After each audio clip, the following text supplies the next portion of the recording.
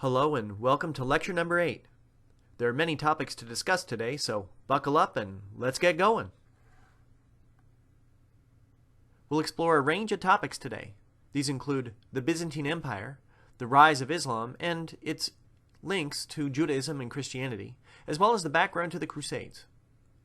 We'll also explore the actions of several individuals. These include Justinian, Muhammad, and Pope Urban II. Yes, these events took place over 1,000 years ago. However, in the back of your mind, you want to be thinking about something. How do these events from the past impact today's world? The first topic to be addressed would be the Byzantine Empire. I'd like to start with the concept first. The Byzantine Empire is the name for the empire that included the old remnants or the remains of the Roman Empire in the Eastern Mediterranean. Looking at this map should help. The Byzantine Empire includes the area where the arrow is here in the east, kind of the purple area. They were called the Byzantines because their capital was in Constantinople, and prior to having it named Constantinople, the name of that city was Byzantium. It was the remnants of the Roman Empire in the Eastern Mediterranean. The Byzantines had several emperors, but I want to focus on one, and his name was Justinian. He had a particular motto that influenced just about all of his actions. His motto was, he believed in one God, there should be one empire, and there should only be one religion. We'll see how he put this motto into play. First of all, one of the goals that Justinian had was he tried to reunify much of the old Roman Empire, and he was actually pretty successful at this. When Justinian came to power, the area that the Byzantines controlled were the purple areas of this map, where the arrows as well as the purple section is on the map. Throughout his reign, he was able to move the Byzantine Empire further to the west, and eventually it came to control all of Italy, much of North Africa, as well as the southern portion of Spain. Not only was Justinian able to reunify much of the old Roman Empire, he also spread Christianity. Christianity became the official religion of the Byzantine Empire, and non-Christian worship was prohibited. One example of the emphasis he placed on Christianity was the Hagia Sophia. This was a wonderful cathedral that took about 5 years to build, and it's located in Turkey today. Here we see the exterior of the building. Here we see a close-up of the ceiling. It's over 180 feet tall and about 100 feet in diameter. What a tremendous feat in engineering. Here's another image of the interior of the building. Notice the natural light coming from above. Initially, it was a cathedral. Then it became a mosque. Today, it's a museum. Possibly Justinian's greatest accomplishment was the Code of Laws, referred to as the Code of Justinian. Justinian hired legal experts. Several of them were lawyers, others were judges. And what they did was they collected all the Roman laws and commentary on the laws in the Roman Empire. They explained them, and they established a single code that everyone had to go by. This was important because it had a major influence on the justice system of today. First of all, it demonstrated that laws should be written, and punishments for a particular crime should be the same for everyone. The Code of Justinian also gives us a word. The word justice comes from this Code of Laws put into place by the Byzantine Emperor Justinian. It's difficult to overestimate the influence of the Code of Justinian. In the United States Supreme Court building, there's a stone sculpture of 18 so-called Lawgivers. The arrow here is pointing to the lawgiver of Justinian. I'd like to switch gears now and talk about the rise of Islam in the context of the Arab world. The region of the world that we're looking at here would be the Middle East, and the word Arab comes from the name of the country Arabia. Today it's known as Saudi Arabia, but the Arab world is included in this map that's shown here. The Arabians had many technological advancements that impact us today. As you probably know, much of the Middle East is a desert, and so they became experts at irrigation, and they were able to increase their agricultural production over the years. These Arabian people also impacted mathematics.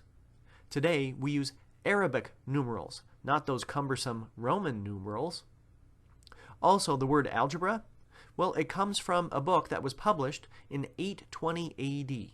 And the origin of algebra is the word al-Jabar. It was the title of a math book. The Arab world was one of the hottest and driest regions of the world in its day. However, they successfully adapted to their environment and established their own civilizations. They were nomads, and they were specialists at herding sheep, goats, and camels, and they were able to flourish in the desert. Outsiders tried to conquer them, but they were unable to do so because the Arab people had successfully adapted to their environment. Again, here we see the map of the Middle East. Not only were these Arab people experts at herding animals, they also became specialists in trading goods. The Middle East was a meeting ground for people from many different cultures, and so the Arab people became expert traders. The city of Mecca was the most important location in the Arabian Peninsula. It was the site of the Kaaba. Thousands of pilgrims came each year to visit this meteorite which was on display in the city. Also, camel caravans brought goods from all over nearby regions, and it was a bustling center of trade where thousands would come each year. The arrow here is pointing to the city of Mecca, and the Middle East was a key region for trade because it was at the crossroads between Asia and Europe. Goods passed to and from this region, and so that's why trade was such an important part of the economy. Next, we'll look at the founder of Islam, the rise of the religion, and its expansion. Muhammad was the founder of this new religious faith. He was born about 570 in Mecca. He did not have much money when he was growing up, and he was actually raised by his aunt and uncle. Following his marriage to a wealthy widow, he became a social activist, and he didn't have to worry about his own money anymore. He began to work on behalf of the poor. Sometime thereafter, he began to receive revelations from the angel Gabriel. These were written down, and they were included in the Islamic holy book, the Quran. He began to preach many new ideas. He wasn't necessarily accepted in the city of Mecca, and in 622 he moved from Mecca to Medina, and he became very influential, and he was able to successfully spread the word of Islam. Again, here we see this map of the Arabian Peninsula. Muhammad was born in Mecca, and he moved to Medina in 622. The 5 pillars of Islam help to explain Islamic doctrine. The first of these pillars is creed or faith. This is the belief that there is only one God, and Muhammad is the prophet of God. The name Allah is simply Arabic for God. Just as followers of Judaism and Christianity accept the 10 Commandments, so too do Muslims. One of the commandments was that there's only one God.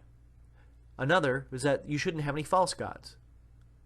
Muslims take this very seriously, and they don't support visual portrayals of the Prophet Muhammad. They would be uncomfortable with an image like the one shown here in the church that I happen to attend. The next pillar is salat, or prayer. 5 times each day, it's expected that followers of Islam should wash their hands, purify themselves, face Mecca, and pray. Prayer for Muslims is different than that for Christians. Muslims, generally speaking, are not supposed to pray for anything when they pray.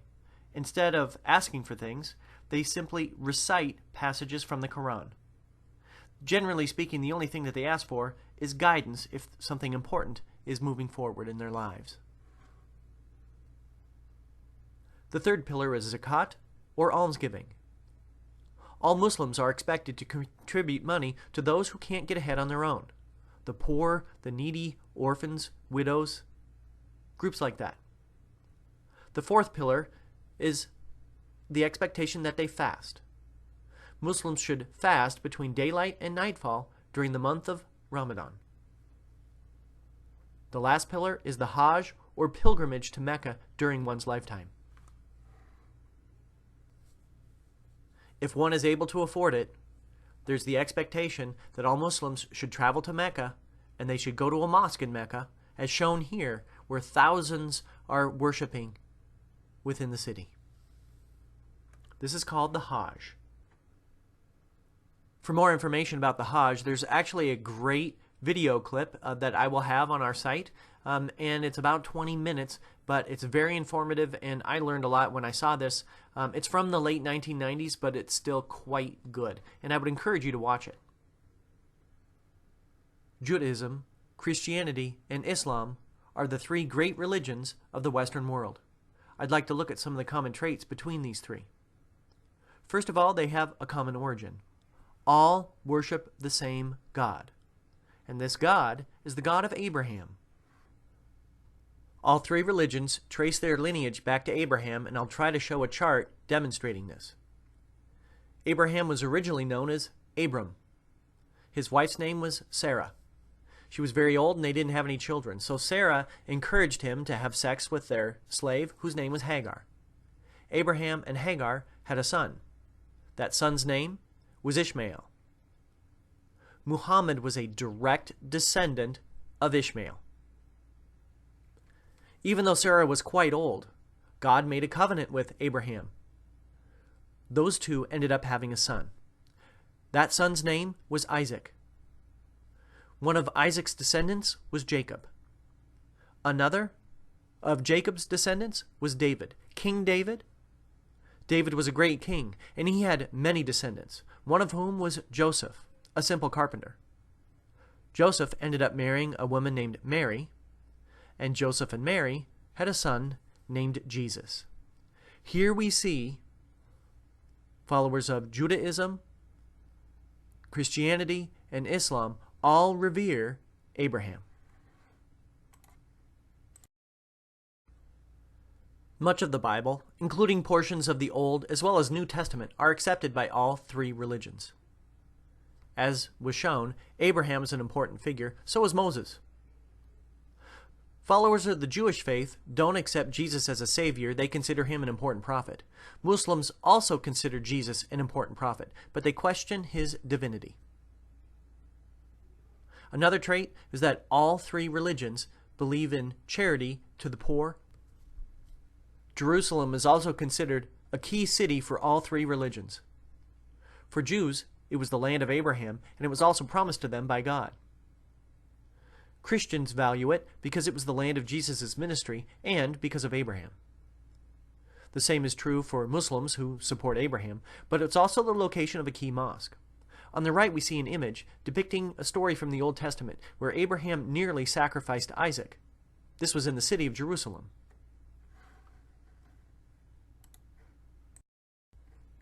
This drawing shows the Temple of Solomon, an important Jewish king of Israel.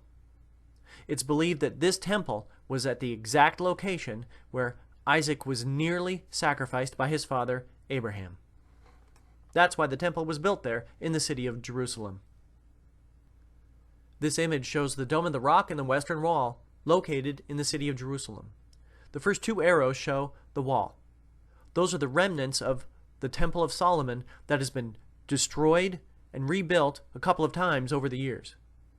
The last arrow shows a mosque. This demonstrates the importance of the city of Jerusalem to followers of Islam as well as the Jewish faith. Following the death of Muhammad, the religion that he founded grew incredibly quickly. Eventually, it covered more territory than the old Roman Empire had at its height. This map identifies the Islamic world up to about 750. The arrow here points to the brown section that was under the control of Muhammad at the time of his death. The tan and yellow areas show the spread of Islam by 750, just about 200 years or so after the death of Muhammad. Let me just repeat, the Islamic world covered more territory than the Roman Empire had at its height, and it grew very quickly. This rapid rise in the religion of Islam led to conflict with others. This conflict was known as the Crusades. Just as a bit of background information, I should probably kind of give a quick description of what the Crusades were. These were a series of wars fought between followers of Christianity and Islam.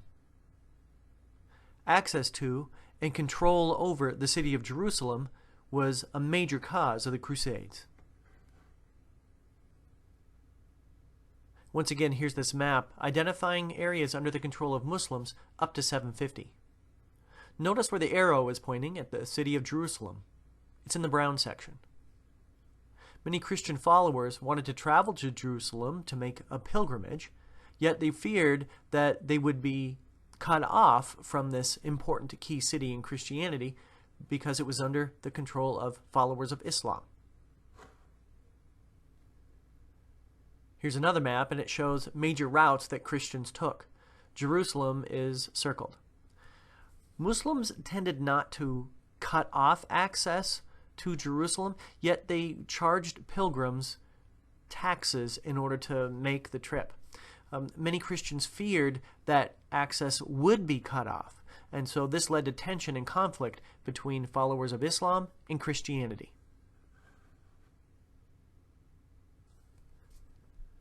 This tension led to actions by Pope Urban II. This pope was the leader of the Christian church in the city of Rome. He made a call to Christian followers in an important speech that he delivered in 1095. I have a couple of selections from this speech. It read in part, "A grievous report has been brought repeatedly to our ears that a race from the kingdom of the Persians, an accursed race, a race wholly alienated from God, has violently invaded the lands of those Christians and has depopulated them. On whom, therefore, rests the labor of avenging these wrongs and of recovering this territory, if not upon you? You, whom above all other nations God has conferred remarkable glory in arms, great courage, bodily activity, and strength." His speech continued. "Enter upon the holy sepulchre, wrest that land from the wicked race, and subject it. Undertake this journey eagerly for the remission of your sins, with the assurance of the reward of imperishable glory in the kingdom of heaven."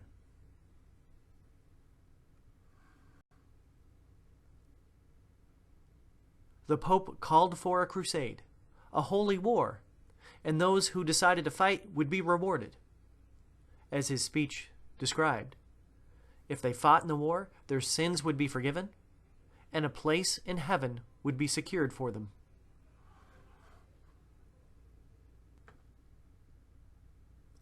Well, I'm going to make a long story short. Maybe this is bad of me, I don't know, but I'm going to identify the highlights of the first three crusades. These were the early crusades. The first crusade was from about 1097 to 1099, and this is when Christians attacked and they regained control of the city of Jerusalem. The second crusade began about 50 years later, and this is when Muslims recaptured control over the city of Jerusalem. The third crusade followed. This ended in a draw. Muslims retained control over the city of Jerusalem. However, they ensured that any pilgrim who wanted to could have access to the city.